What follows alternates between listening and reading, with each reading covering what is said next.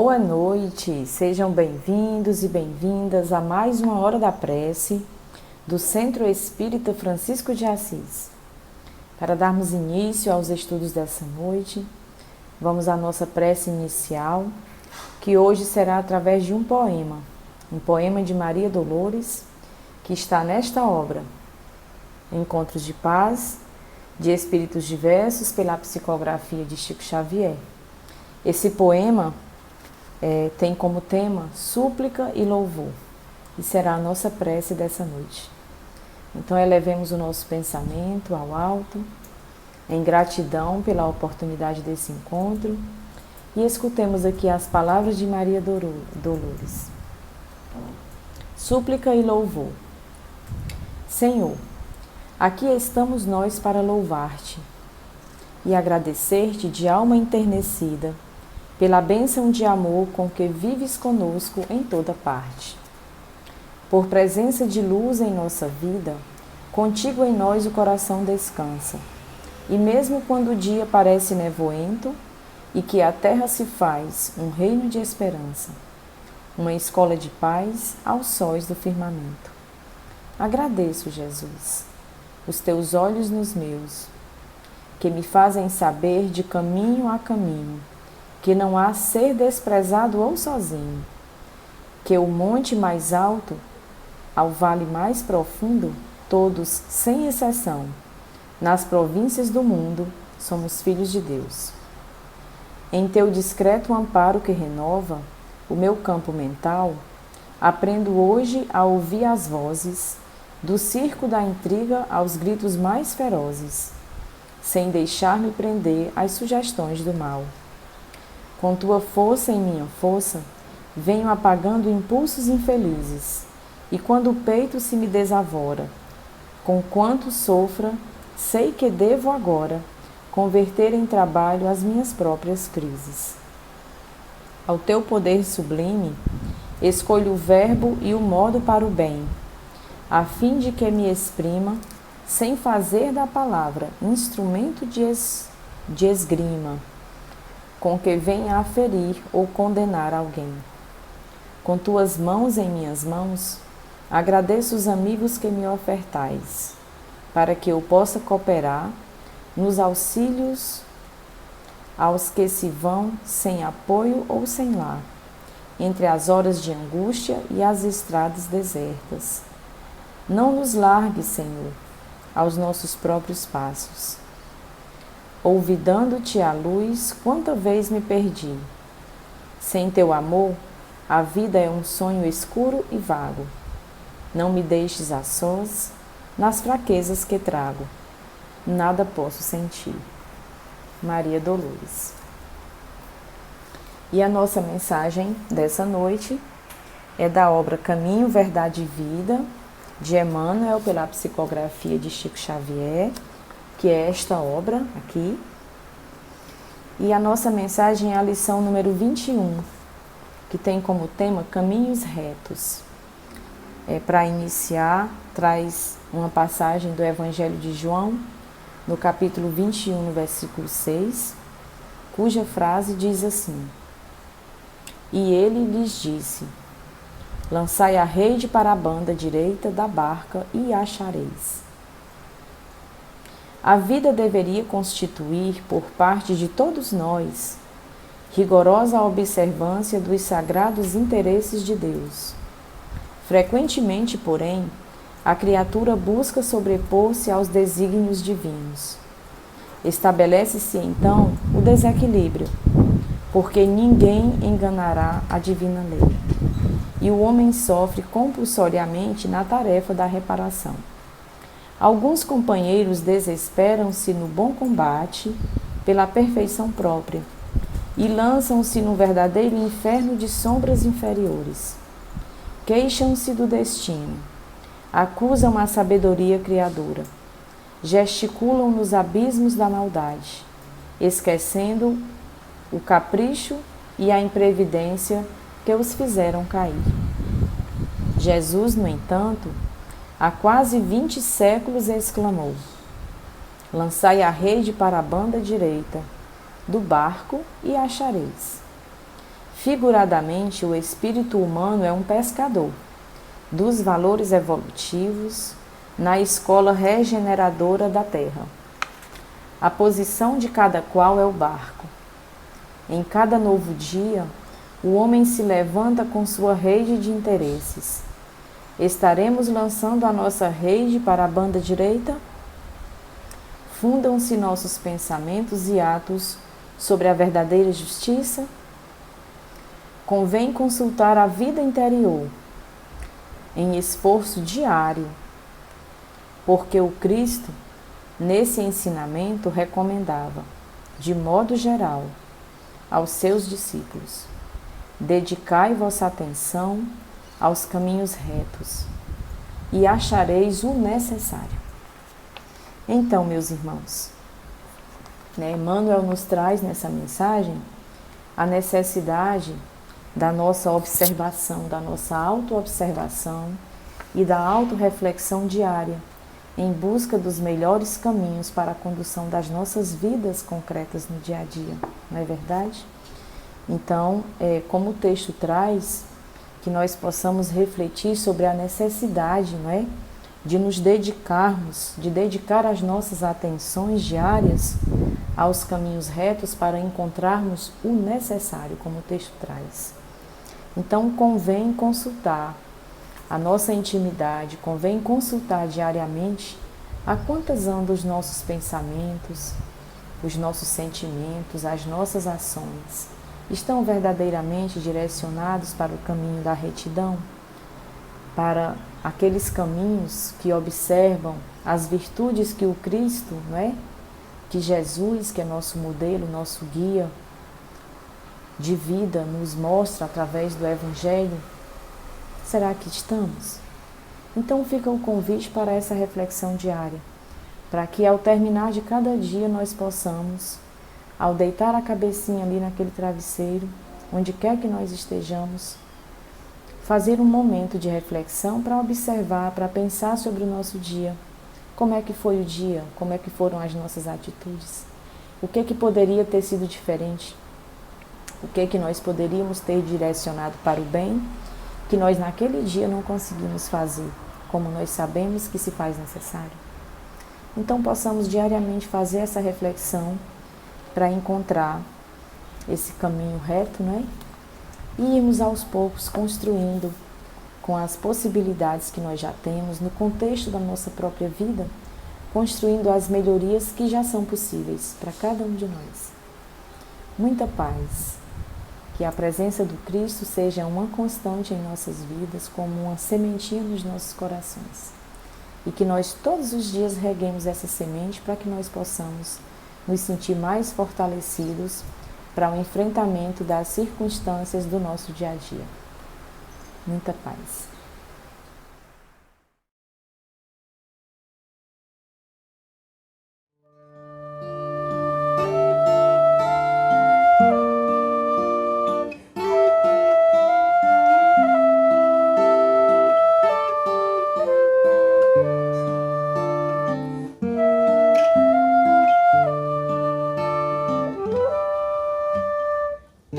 Descalços, mãos marcadas, moradores das calçadas, esquecidos como a própria noite.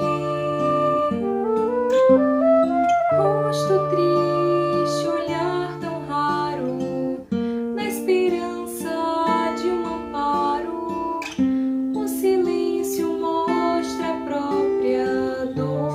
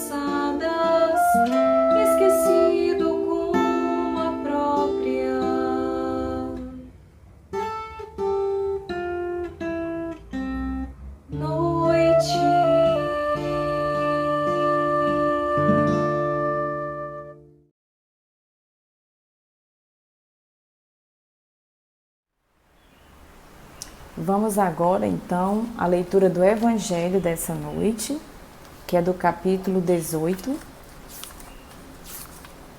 Muitos os chamados e poucos os escolhidos. Itens 13 a 15 faz parte das instruções dos Espíritos. Dar-se-á aquele que tem.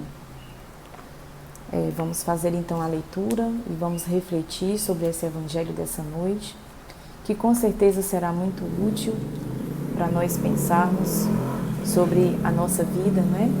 Sobre de que modo nós podemos contribuir com o compartilhamento da mensagem do Cristo em nossas vidas, com todos aqueles que compartilham conosco dessa caminhada. Seus discípulos, se aproximando, lhe disseram: por que lhe falais por parábolas? E lhes respondendo disse: é porque para vós outros foi dado conhecer os mistérios do reino de Deus, mas para eles não lhe foi dado.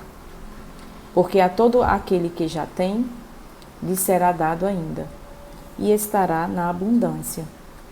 Mas para aquele que não tem, lhe se tirará mesmo o que tem. Por isso eu lhes falo por parábolas, porque vendo eles não veem, e escutando não ouvem, nem compreendem. A profecia de Isaías se cumpre naqueles quando disse: escutareis com os vossos ouvidos e não ouvireis. Olhai com os vossos olhos e não vereis. Está lá no Evangelho de Mateus, no capítulo 12, versículos do 10 ao 14.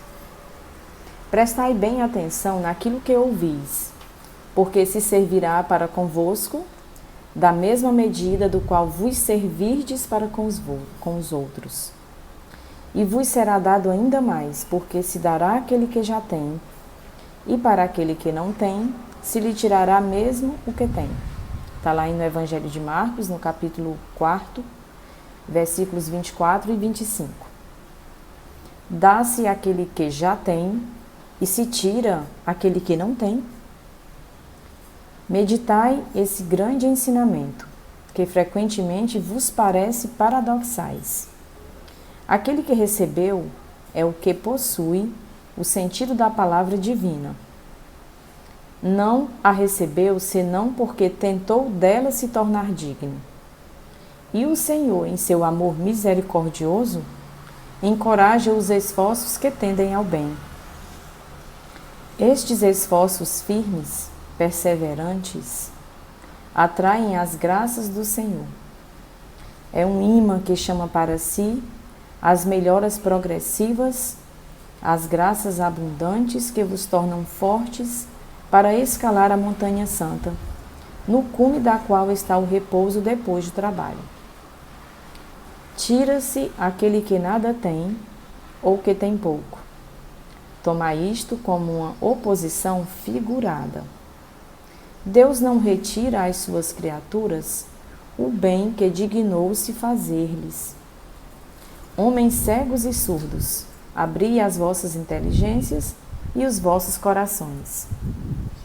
Vede pelo vosso espírito, ouvi pela vossa alma, e não interpretais de maneira tão grosseiramente injusta as palavras daquele que fez resplandecer aos vossos olhos a justiça do Senhor. Não é Deus quem retira daquele que havia recebido pouco, é o próprio Espírito. Ele mesmo que, pródigo e negligente, não sabe conservar o que tem e aumentar na fecundidade o óbolo que lhe caiu no coração. Aquele que não cultiva o campo do trabalho de seu pai, que seu pai lhe ganhou e o qual lhe herda, vê esse campo se cobrir de ervas parasitas. E seu pai que lhe toma as colheitas que não soube preparar?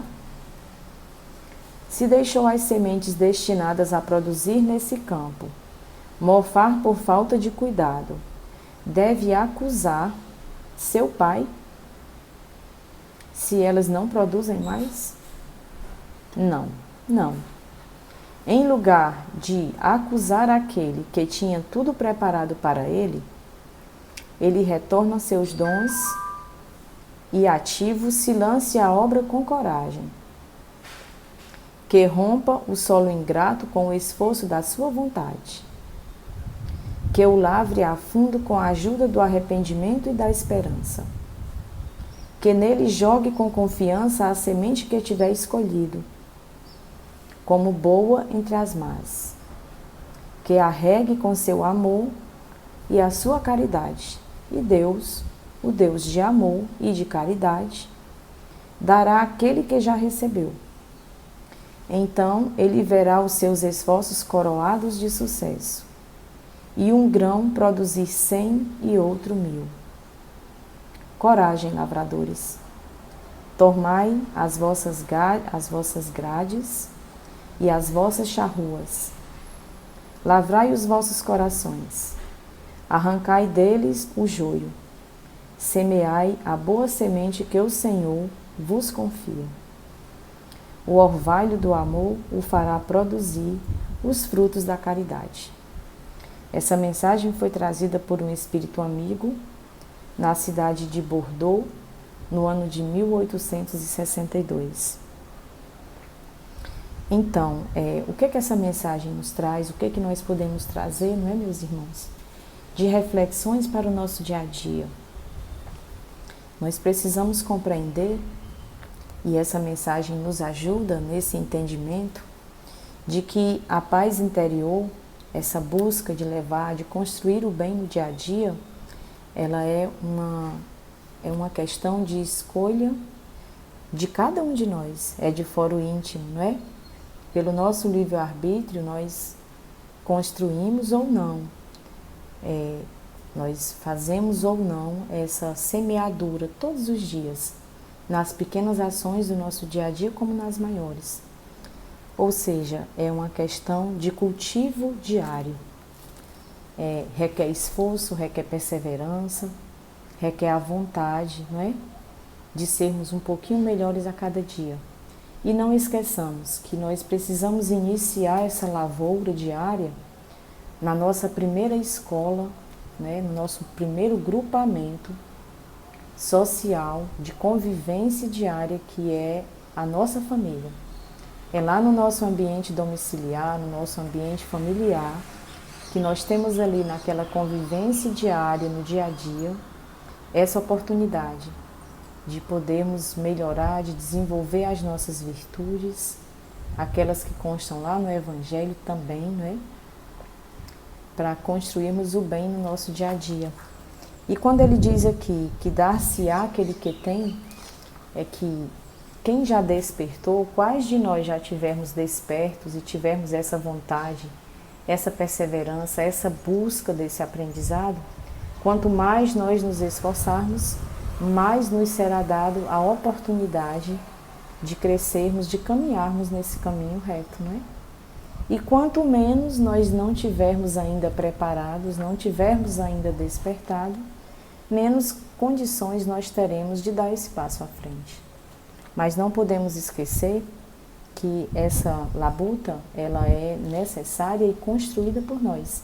Então o texto traz muito nitidamente: quem nos tira algo não é Deus, nós é que tiramos, né? Nós é que não perseveramos, nós é que nos distanciamos e nós é que muitas vezes não estamos dispostos ainda a fazermos a termos aquela atitude proativa necessária para uma caminhada mais constante, mais perseverante, né? No nosso dia a dia. Então, tanto as dificuldades como as facilidades da nossa caminhada, elas são construídas por nós. Pensemos então nisso, procuremos nos observar no nosso dia a dia, para que possamos receber cada vez mais, né, pelo nosso esforço. Vamos lá?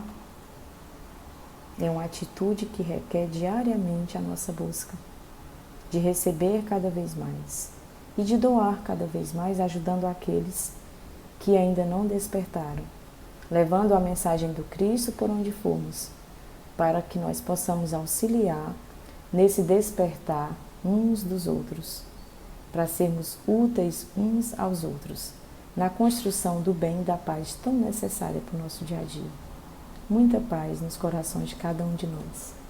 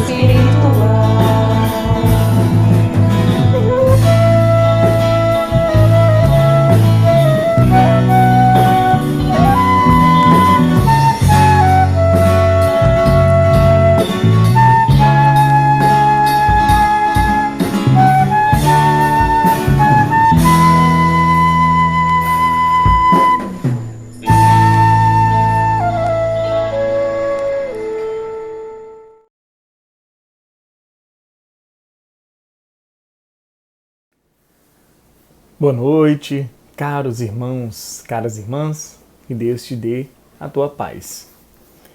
Vamos hoje tratar no Livro dos Espíritos as questões 746, as questões 751. Algumas dessas questões que nós temos algumas dúvidas, que pairam algumas dúvidas, que vai falar sobre o assassínio.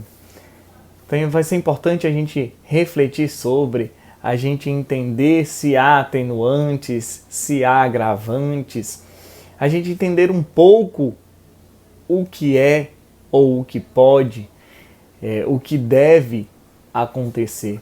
Então, são essas perguntas que Kardec fez aos espíritos e que os mesmos responderam. E a primeira pergunta, que é a 746, Kardec faz o seguinte questionamento: é crime aos olhos de Deus o assassinato? E aí os espíritos respondem: grande crime, pois que aquele que tira a vida ao seu semelhante corta o fio de uma existência de expiação ou de missão. Aí é que está o mal. Já começa com esse questionamento e a gente já entende de que interromper a vida do próximo é um mal que causamos ao próximo e a nós mesmos.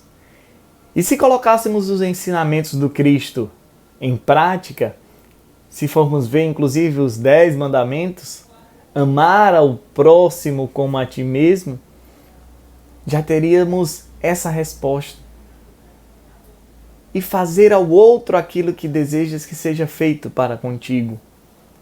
Então por isso a gente tirar a vida de outro, interromper a existência de outro, sabendo que essa existência é uma oportunidade que nós teremos de crescer, de evoluir.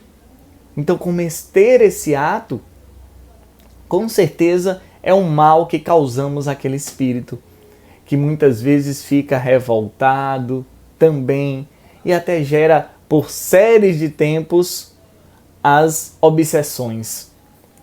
Então os espíritos ainda trazem que é grande crime, né?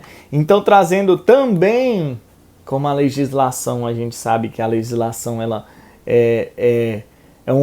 tenta ir avançando a sociedade, as leis de sociedade. Até no Brasil, né, no Código Penal também imputa crime àqueles que cometem o assassinato, né? Lá no artigo 121 do Código Penal também são leis totalmente imperfeitas, mas que vêm tentando evoluir, ou que deve evoluir sempre, né? Porque acreditamos sempre na evolução. Já na pergunta 747, Kardec faz o seguinte questionamento: é sempre do mesmo grau a culpabilidade em todos os casos de assassínio? Então será que a mesma culpabilidade cometeu aquela culpa? E vamos ver o que é que os espíritos respondem. Já o temos dito, Deus é justo, julga mais pela intenção do que pelo fato. Então vejam aí como é importante, pela justiça divina. Então Deus julga pela nossa intenção. E se a gente for observar lá no Evangelho segundo o Espiritismo, ele vem trazer um trecho de pecados por pensamento, né? Os erros que a gente comete ao pensar. Então, quando a gente pensa, a nossa intenção já é uma reprovabilidade na nossa vida. Então, imagine que Deus iria julgar todo mundo igual, aquele que cometeu o crime. E aí os Espíritos vêm dizer que não, tendo em vista a justiça divina, né? O que Deus traz para a gente. Então, a justiça seria ele analisar cada situação, seria cada situação reprovável, o que isso poderia acarretar.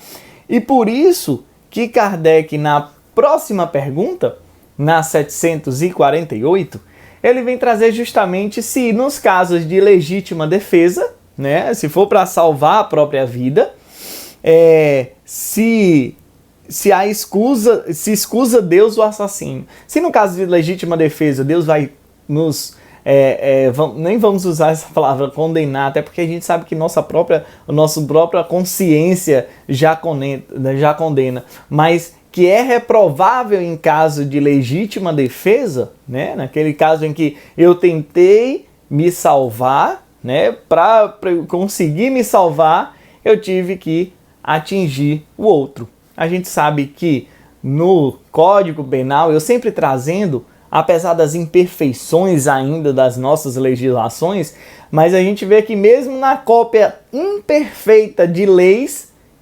eles abrandam também, né? A gente for ver também lá no artigo 66 do Código Penal, tem as atenuantes dos crimes. Então, e por isso que Kardec faz essa pergunta. E os espíritos respondem: só a necessidade o pode excusar. Se realmente for necessário, é que pode excusar e que não terá cometido aquela falta. Até porque temos também, lá na questão, se a gente voltar um pouquinho, já comentamos também sobre, lá na questão 702 de O Livro dos Espíritos, que fala sobre a lei e o instinto de conservação, que é uma lei da natureza. Então a legítima defesa, nesse caso, até seria a lei da natureza de se proteger. E aí os espíritos continuam: mas desde que o agredido possa preservar sua vida sem atentar contra a de seu agressor, deve fazê-lo. Então, a intenção não deve ser agredir o outro. A intenção deve ser salvar-se. Deve ser o instinto de conservação. Então, Deus nos conhece no nosso íntimo. Então, sabe da intenção. Não adianta a gente querer esconder ou tentar esconder alguma coisa. Então, é isso que os espíritos vêm mostrar. Se for uma necessidade, se for justamente essa lei da natureza, esse instinto de conservação, eu devo fazer. Mas que não seja o objetivo, a intenção, ou se mesmo eu tiver naquela possibilidade, eu pensar: ah, mas realmente é hora mesmo, eu queria era mesmo matá-lo, né? Então eu vou ter, com certeza, as consequências, sofrer as consequências até pelo meu pensamento, mesmo que seja em legítima defesa, mas eu pensei, a minha intenção mesmo era também prejudicar o outro. E aí Kardec continua, ainda dentro desses ditames, né? Na 749, o que é que Kardec traz? Tem o homem culpa dos assassínios que pratica durante a guerra? Né? Assunto que a gente está vivenciando na Rússia, na Ucrânia. Então teria esses irmãos nessa situação de guerra também tendo a reprovabilidade dos seus atos? Mas como seria nesse caso? Já que eles estão agindo porque um superior está ordenando e é dever dele. E os espíritos sabiamente respondem: não quando constrangido pela força. Então, é necessário, é essencial, eu tenho que estar lá, não tem outra forma, eu tenho que agir daquele modo, né? Então, quando constrangido pela força, nós não teremos essa culpa. E aí eles continuam: mas é culpado das crueldades que cometa, sendo-lhe também levado em conta o sentimento de humanidade com que proceda. Então, devemos agir neste momento não com crueldade. Então, em casos de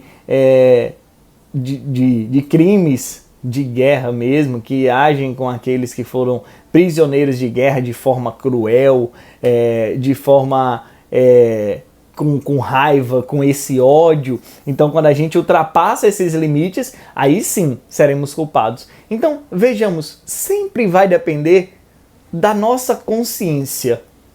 Percebam que a responsabilidade é nossa. Que Deus, o seu jugo é leve. Então, depende do nosso ato, do que a gente pensa. Então, isso deve ser levado para a nossa vida. Então, quando a gente reencarna, todas as leis estão dentro de nós. já temos consciência. Então nossa própria consciência cobra e sabe o que é certo e o que é errado. Então vejam que, mesmo no caso de guerra, se ele teve que ir, se ele teve que matar, infelizmente, mas por ordem de superiores que decidiram entrar nesse conflito, os superiores sim serão culpados e ele teve que agir. Foi por força, até se assemelha à legítima defesa, não é? Então a gente deve, quando ele é obrigado a lutar pelo seu país, ele está naquela necessidade, ele tem que agir daquela forma, até para não ser considerado, para não ser preso ou sofrer outras sanções ainda maiores, não é? Então, inclusive a gente viu na guerra da Rússia e da Ucrânia que muitos irmãos ucranianos tentaram atravessar a fronteira e não puderam porque eram homens e tinham que lutar pelo seu país, né? Então a gente percebe nessa condição. E agora Kardec vem para uma outra questão. Ele pergunta: qual é o mais condenável aos olhos de Deus? O parricídio ou o infanticídio? Né? Os crimes cometidos contra os pais, né? E contra as crianças, dos pais para com as crianças, das crianças para com os pais. E a resposta dos espíritos é: ambos o são igualmente, porque todo crime é um crime. Todo crime é um crime em qualquer lugar. Então não há essa diferença, o que é pior e o que é melhor. Depende da intenção. Se mesmo em legítima defesa, em alguma situação, mas eu fiquei naquele estado de legítima defesa porque eu estava tentando agredir o outro, e nesse momento, para me defender, eu cometo o crime, então depende do que eu estou pensando, depende da minha consciência para ser reprovável o crime. Então, todo crime é reprovável. Então, depende muito, não dá para a gente comparar, porque esse é pior ou melhor do que esse. Não. Então, da minha consciência vai dizer, e a minha consciência mesmo vai cobrar isso. E outra pergunta que Kardec vem trazer para a gente, ainda dentro desse tema, é a 751. E ele pergunta: como se explica que entre alguns povos, já adiantados sob o ponto de vista intelectual, o infanticídio seja um costume e esteja consagrado pela legislação? E os espíritos respondem: o desenvolvimento intelectual não implica a necessidade do bem. Um espírito superior em inteligência pode ser mau. E isso se dá com aquele que muito tem vivido sem se melhorar. Apenas sabe, apenas tem o conhecimento. Então a gente tem a inteligência intelectual, não quer dizer que ele seja inteligente moralmente. Então se há ainda nesses países ou em alguns lugares em que o infanticídio é permitido, né, é autorizado, então a inteligência daqueles povos, alguém que pensou naquilo com o fundamento de que aquilo é legal, de que aquilo é viável. Então isso com certeza é uma conduta reprovável. Ah, mas os povos são inteligentes intelectualmente, mas eles desenvolveram o intelectual e o moral ainda não. Então serão sim responsabilizados. Temos que entender que às vezes as pessoas muito inteligentes, ao invés de seguir no caminho do bem, eles são colocados para isso, eles seguem por outros caminhos e nós já sabemos de vários, né? Os construtores aí de bombas, né? que são pessoas inteligentíssimas, até intelectualmente, mas moralmente ainda não. E para a nossa evolução, as coisas têm que seguir no mesmo patamar, tem que seguir na mesma proporção. A gente tem que tanto estudar e crescer intelectualmente e também moralmente. Só chegaremos à evolução quando esses dois patamares estiverem, quando esses dois com essas duas inteligências, tanto moral como espiritual, estiverem no mesmo patamar, no mesmo nível. Então que possamos refletir e entender de que a nossa consciência é que vai entender e saber o que é o correto, o que é o errado. E Deus, inclusive, ameniza, torna leve esse jugo, essa falta. Que a paz do Mestre Jesus esteja conosco.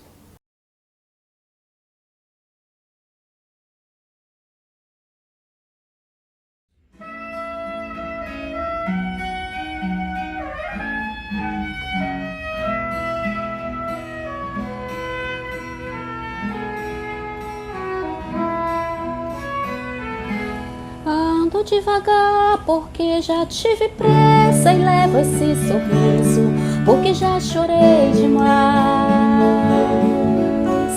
Hoje me sinto mais forte, mais feliz. Quem sabe eu só levo a certeza de que muito pouco eu sei ou nada sei. Conhecer as manhas e as manhãs, o sabor das massas e das maçãs. É preciso amor para poder pulsar, é preciso paz para poder sorrir, é preciso a chuva para florir. Isso que cumprir a vida seja simplesmente compreender a marcha e tocando em frente. Como um velho boiadeiro levando a boiada, eu vou tocando os dias. Pela longa estrada eu vou, estrada eu sou.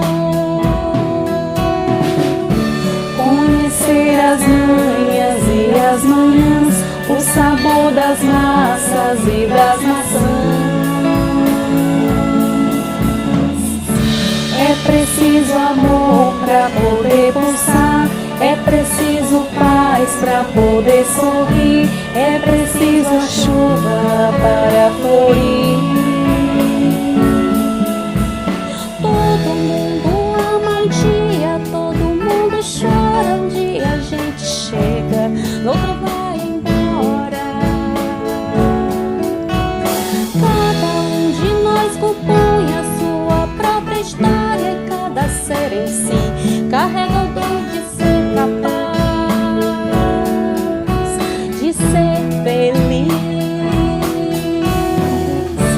Conhecer as manhas e as manhãs, o sabor das massas e das maçãs. É preciso amor para poder pulsar, é preciso paz para poder sorrir, é preciso a chuva para florir. Ando devagar porque já tive pressa e levo esse sorriso porque já chorei demais. Cada um de nós compõe a sua própria história e cada ser em si carrega o dom de ser capaz de ser feliz.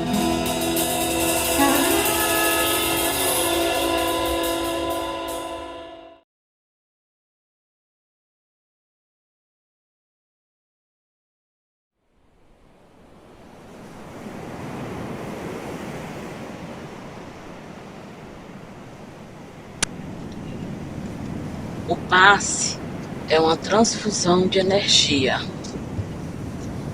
para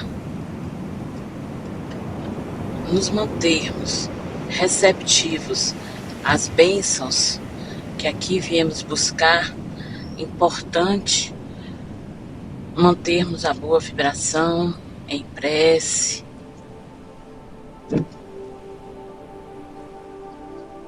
lembrando sempre os ensinos do Mestre,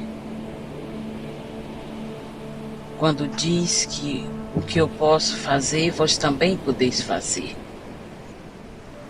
Vós sois artífice do seu destino. É outra fala do Mestre Jesus. Então, mantenhamos em prece, receptivos às energias que aqui viemos buscar, potencializados com a nossa vontade e tendo ao fundo a música que nos ajuda a nos manter uníssonos.